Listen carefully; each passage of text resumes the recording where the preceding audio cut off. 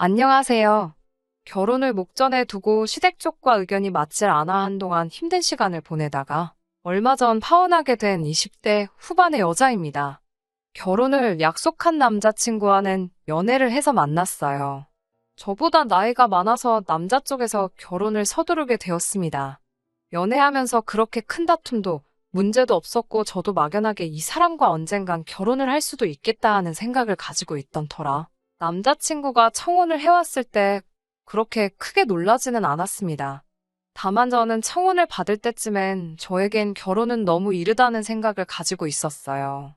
결혼을 고민하게 된 이유는 여러 가지가 있는데 가장 큰 문제였던 건 제가 취직한 지 얼마 되지 않아 모아놓은 돈이 많지 않다는 게 첫 번째 이유였고 두 번째 이유는 제 위로 아직 결혼하지 않은 오빠가 두 명이나 있다는 사실이었어요. 요즘이야 먼저 가는 사람이 가는 게 맞기는 하지만 평범한 집안인 저희 집에서 남자 두 명을 장가 보내고 저까지 지원해주는 게 현실적으로 불가능하다는 생각이 들었거든요. 무슨 오지랖이었는지 오빠들 장가 가려면 돈이 꽤나 들 것 같아서 저는 개인적으로 결혼할 때 부모님에게 지원받는 걸 포기한 상황이었어요. 다행스럽게도 오랜 취직 준비 끝에 들어간 회사가 나름 업계에서도 알아주는 회사라서 연봉이 많은 편이었다는 거예요. 당장은 제가 모은 돈이 많지는 않지만 결혼을 잠시 미루고 제가 1년에서 2년 정도 아끼고 모으면 부모님 지원 없이도 상당히 많은 돈을 모을 수 있다는 계산이 있었거든요. 그래서 저에게 청혼해온 남자친구에게는 미안하지만 잠시 시간을 줄 수 있냐고 전하며 거절을 하게 되었습니다.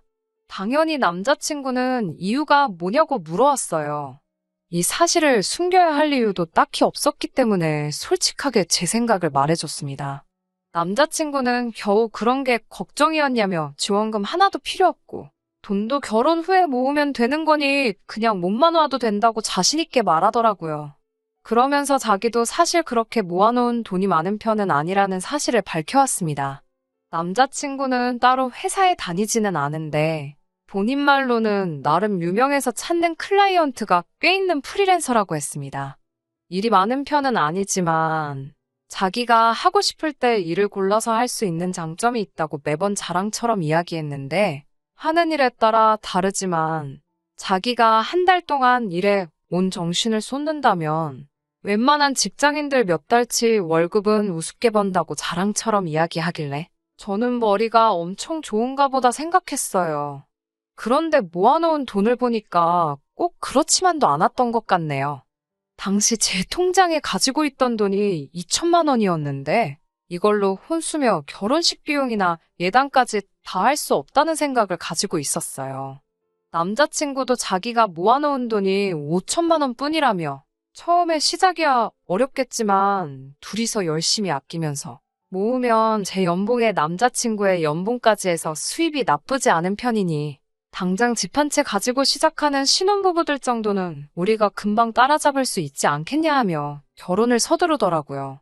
저는 연봉이 4천만 원 정도인데 아무래도 결혼은 현실이다 보니 남자친구가 얼마나 버는지 물어보지 않을 수가 없었어요. 아무것도 없이 시작해서 둘이 버는 돈을 모아 결혼 생활을 시작하자고 했으니 정확하게 우리 두 사람의 수입이 얼마나 될런지 알고 싶어서 물어봤습니다.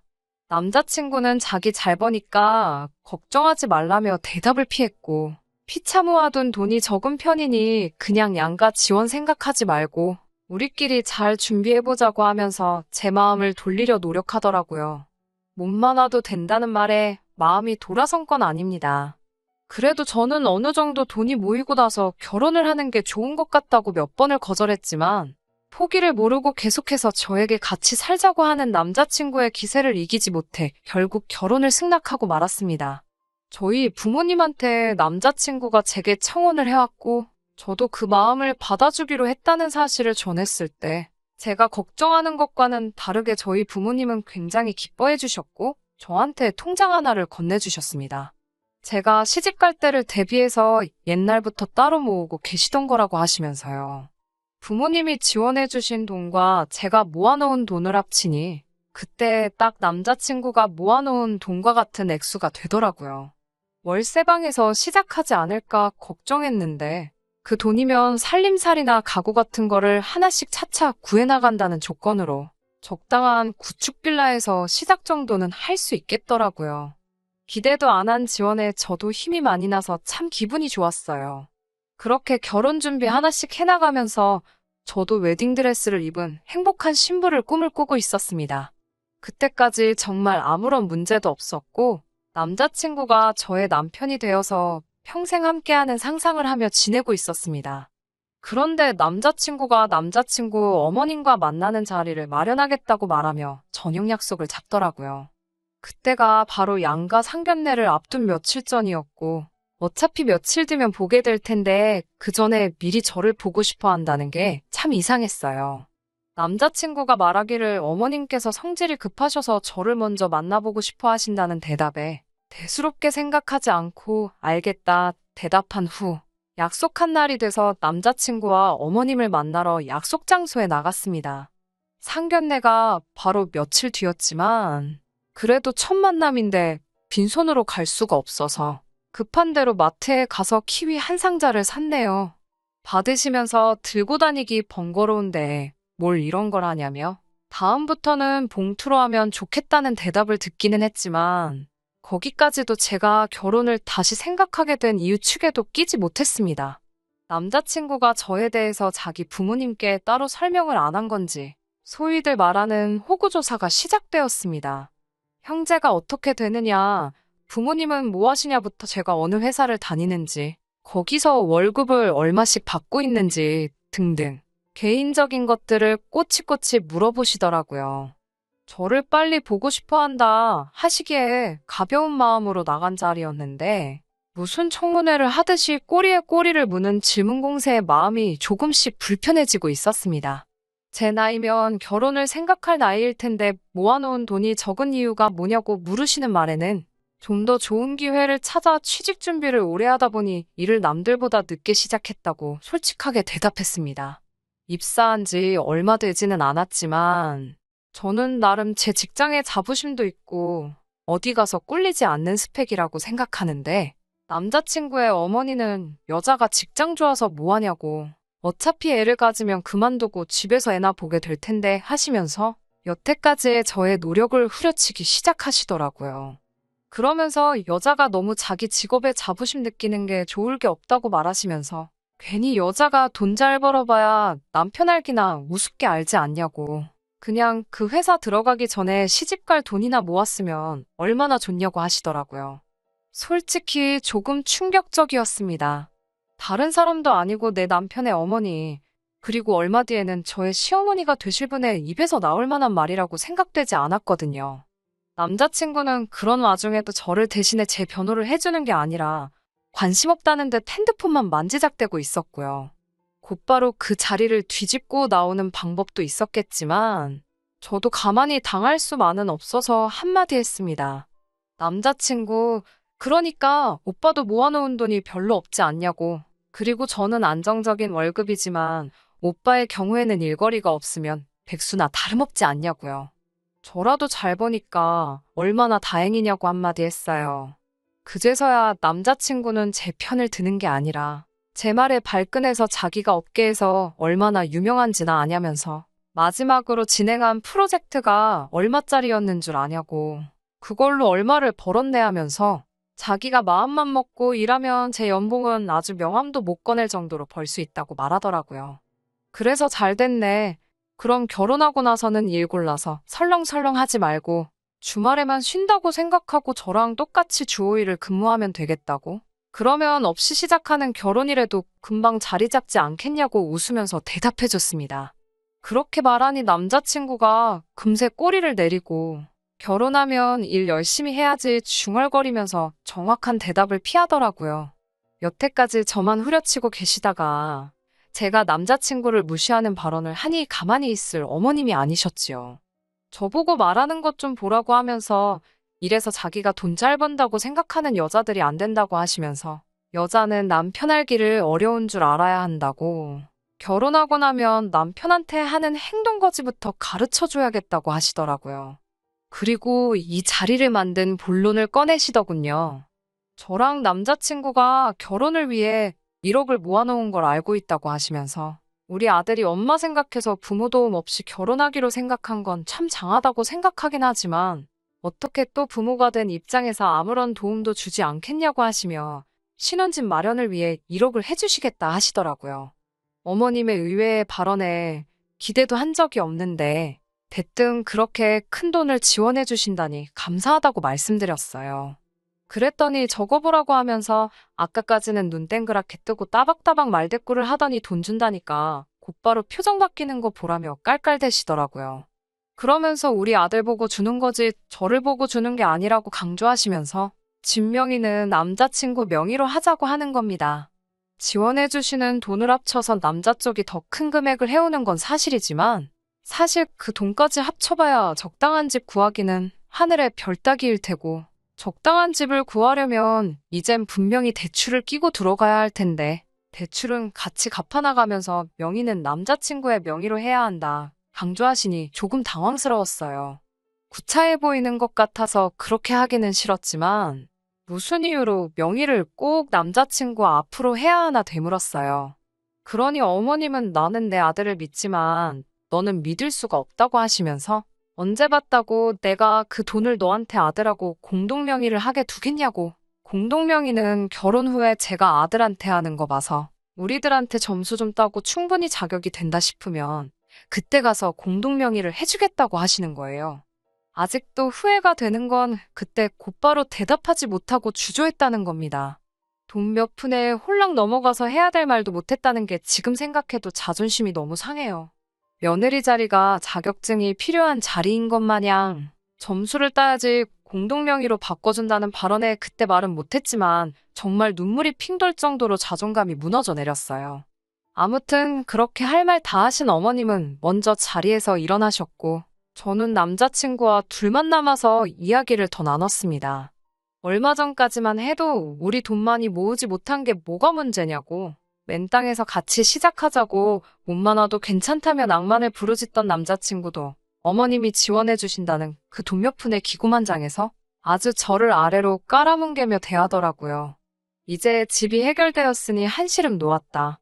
결혼하고 나면 엄마한테 잘못해도 나한테 하는 거 봐서 몰래 공동명의로 올려주겠다는 자기 엄마 앞에서 정말 가루가 되도록 까이고 무시당한 저에게 용기를 주는 말이 아니라 우리 집에서 집 해주니까 너는 평생 우리 집에 은혜 갚으며 살아야 한다는 듯이 말하는 남자친구가 과연 제가 결혼하기로 정했던 그 사람인가 싶었어요.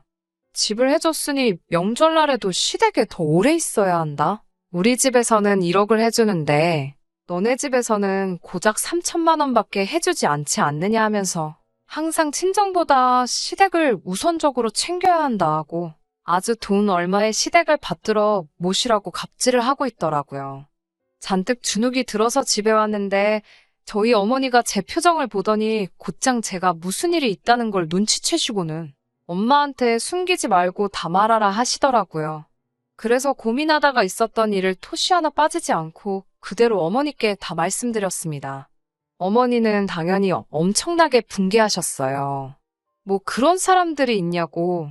결혼 가지고 장사하려고 하는 거냐며 아무것도 없이 시작한다던 애들한테 돈 얼마 지원해줬다고. 집안끼리 벌써부터 우위를 정하려드냐며 어이없어 하시더라고요.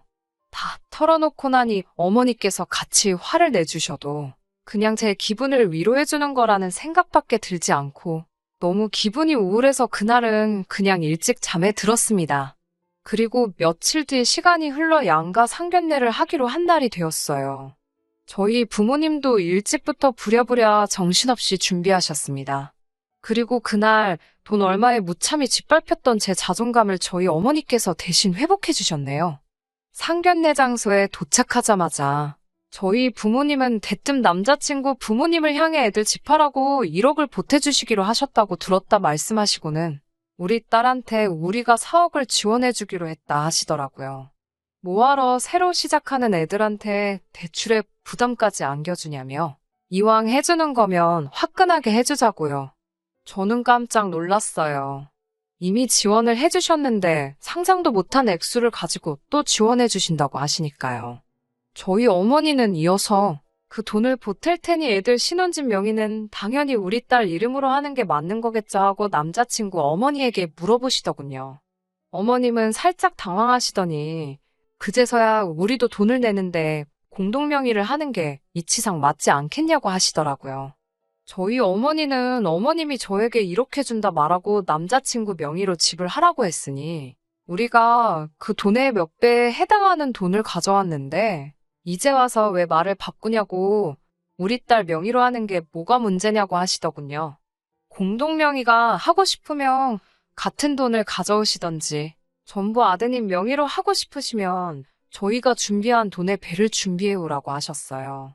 가만 보니 아드님이 살가운 성격은 아니라서 앞으로 처가의 점수 따기는 글른 것 같다고 예비사위가 처가에 얼마나 잘하는가 보고 공동명의로 해줄까 했는데 아무래도 그렇게는 안 될 것 같다고 하시면서요. 어머님이 인상 잔뜩 찌푸리며 대답도 못하고 계신 가운데 그제서야 저도 제 정신이 퍼뜩 들더라고요. 어머니는 저번에 있었던 일을 가지고 그냥 결혼을 반대하시는 것보다 제게 현실을 알려주고 싶으신 거였다는 것을요. 신혼집 가지고 시작하는 것과 아닌 것에 큰 차이가 있는 건 당연한 소리겠지만 돈 얼마를 빌미로 이미 결혼도 하기 전에 이렇게 해라 저렇게 해라 갑질하는 집안하고 엮여봐야 뭐 좋을 게 있냐는 걸 직접 보여주시려던 것이죠. 지금이야 신혼집 명의 가지고 저를 후려치면서 큰 소리 뻥뻥 치고 있지만 이렇게 불합리한 결혼을 하면 결혼 후에 벌어질 일들이 안 봐도 눈에 선하더라고요. 당장 명절날 시댁에서 더 오랜 시간을 보내는 게 아니라 집값 얼마 더해졌다고 그 집에서 기도 못 펴고 눈치 보며 신고살이 종로를 타고 있을 제 모습이 보였어요. 어디 명절날 뿐이겠어요. 당장 남자친구마저도 저렇게 태도가 바뀌어서 그러는데 집에서도 어떤 대우를 받으며 지낼지가 머릿속에 그려졌습니다. 굳이 찍어 먹어봐야 이게 똥인지 된장인지 알 일도 아니었던 거예요. 일륜지대사인 결혼을 손바닥 뒤집듯 뒤집어버릴 수는 없는 일이지만 그렇다고 이미 결혼하기로 정했다고 부당한 대우까지 참아가면서 이 결혼을 꼭 해야만 할 이유도 없는 것이었죠. 결혼과 관련된 이야기가 오가야 할 상견례 자리에서 저는 벌떡 일어나 그냥 이 결혼은 할 생각이 없다고 파혼 선언을 하고 저희 부모님 모시고 자리를 박차고 나와버렸습니다. 아무리 내로남불이라지만 지원금을 이유로 제가 후려침을 당하는 건 당연한 거고 이제 와서 저희 쪽에서 결혼을 위해 큰 돈을 준비했다고 하니 그제서야 부랴부랴 태도를 바꿔버리며 쩔쩔매는 모습에 더는 길게 생각할 이유조차 없었어요. 집에 돌아와서는 어머니한테 그런 큰 돈이 어디서 났냐고 물어봤어요. 그 돈은 저희 부모님 노후자금에 오빠들 결혼할 때를 대비해 모은 돈까지 다 합친 거라고 하셨습니다. 그리고 오빠들도 옆에서 자기들이 여태껏 모은 돈도 보탠 거라고 하네요. 돈으로 갑질하려는 남자 쪽의 본때를 보여주라고요. 오빠들까지 나서서 고민하지 않고 저를 위해 그렇게 돈을 모았다는 사실이 참 감동적이었어요. 그나저나 만약에 제가 그 돈을 그냥 받고 결혼을 진행했으면 어쩔 뻔했냐고 물어봤지요.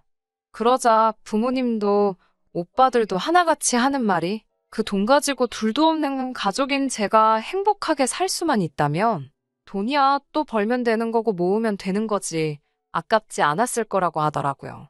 그 말을 들으니 가차없이 파혼 선언하고 돌아온 제가 다 자랑스럽게 느껴졌습니다. 어머니도 이어서 어디 돈 얼마 가지고 유세 부리면서 사람 우습게 하는 집구석하고는 잘 헤어졌다고 저보고 좋은 결정 내린 거라며 이번 일로 상처받지 않았으면 좋겠다고 저를 위로해 주셨습니다. 앞으로 제가 앞날이 창창하니 그 기간 동안 준비 잘해서 저의 배경이나 조건이 아니라 저를 진정으로 아껴주고 사랑해 줄 수 있는 사람을 만나면 좋겠다고 하시더라고요. 큰 돈을 봐서인지 아니면 그 돈 앞에 제정신을 차린 건지 파혼 선언을 한 이후로 남자친구에게서는 몇 번씩 연락이 왔어요. 저한테 미안하다고 우리 다시 잘 시작해보면 안 되냐고 하면서요. 그렇게 오래 만나온 사람인데도 마음조차 흔들리지 않더라고요. 양가 부모님 지원 없이 처음에 말한 대로 다시 시작할 생각이 있냐고 한번 떠봤습니다.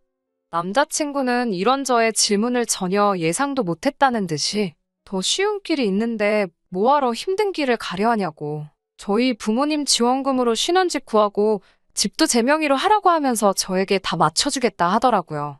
일단 결혼부터 하고 보자는 그 태도를 보니 더는 이 사람에게 미련 가질 이유도 못 느끼겠어서 그냥 여기까지만 하자고 어머님 말하는 대로 다 따르는 그런 사람 만나서 결혼하라고 말하고 전화를 끊어버렸습니다. 제가 단호하게 연락을 끊어버리고 그 뒤로 걸려오는 전화도 싹 다 무시해버리니 그 뒤로부터는 저한테 연락도 안 오더라고요. 이번에 사람의 본성이 쉽게 바뀌지 않는 걸 배운 것 같아요. 어머니가 해주신 말씀처럼 저의 조건이나 배경이 아닌 진짜 제 자신을 아껴줄 사람을 만났으면 좋겠습니다. 끝까지 들어주셔서 감사합니다. 오늘의 사연은 여기까지입니다. 구독과 좋아요, 알람 설정 부탁드리고 더 좋은 사연으로 다시 찾아뵙겠습니다. 감사합니다.